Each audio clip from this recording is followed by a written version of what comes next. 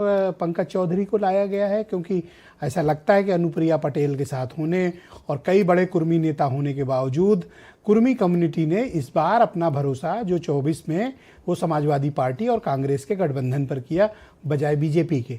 तो क्या ये विकल्प के तौर पर है?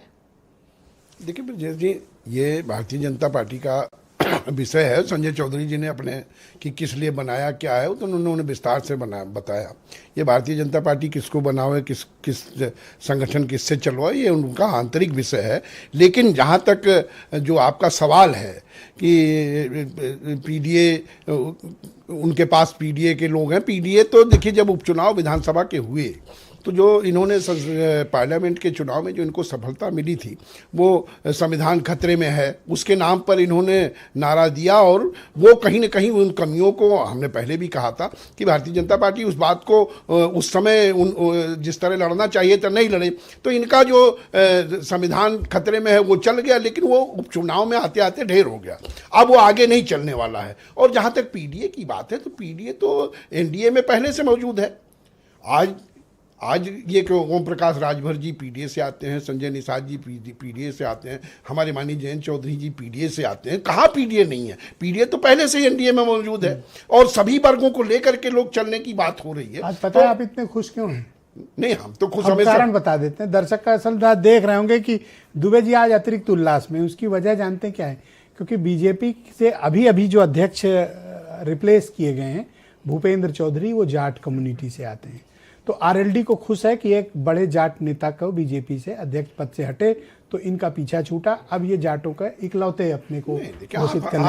आप खुश इसलिए हैं क्योंकि भूपेंद्र चौधरी हट गए हैं। आप देश के बड़े पत्रकार हैं, विद्वान पत्रकार हैं। आप जब इस तरह जाति पे हमें समेटने की बात करते हो, हमारा राष्ट्रीय लोकदल या हमारे राष्ट्रीय लोकदल के नेता माननीय जयंत चौधरी जी उत्तर प्रदेश में, देश में किसानों के प्रतिनिधि हैं। किसानों में सभी जातियां आती हैं, हम सभी जातियों को लेकर छोड़ के कभी भी मुझे बता दो एक घटना का छोड़ के 24 वाले को, जब भूपेंद्र चौधरी और जयंत चौधरी ने साथ में मंच साझा किया। नहीं, मंच कोई बहुत जरूरी नहीं होता। ये पार्टियों की जिम्मेदारी होती है कि कहाँ पे मंच कहाँ क्या साझा किया जाए। अब हो गया, हर जगह जवाब आ गया। ये जवाब आ गया। ये जवाब तो आपके सामने। आप इसलिए खुश हो क्योंकि एक जाट नेता ने से किनारा किया? हम उससे खुश नहीं, हम तो अपनी पार्टी, ये इनकी पार्टी का विषय है। ये पार्टी, हम तो ये जो भी तय करेंगे हम इनके सहयोगी हैं। और मैं बता दूं कि पूरा सहयोग करेंगे। आरएलडी कभी भूपेंद्र चौधरी को पसंद नहीं करती थी।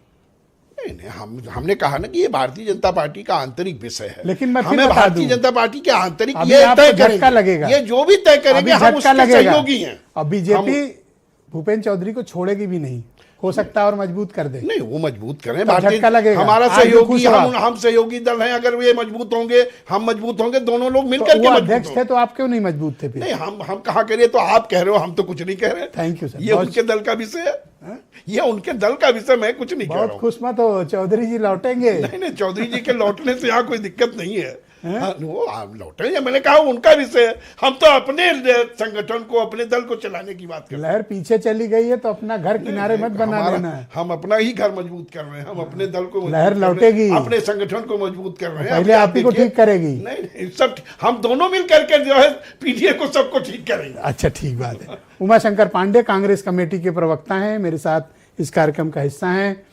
पांडे जी।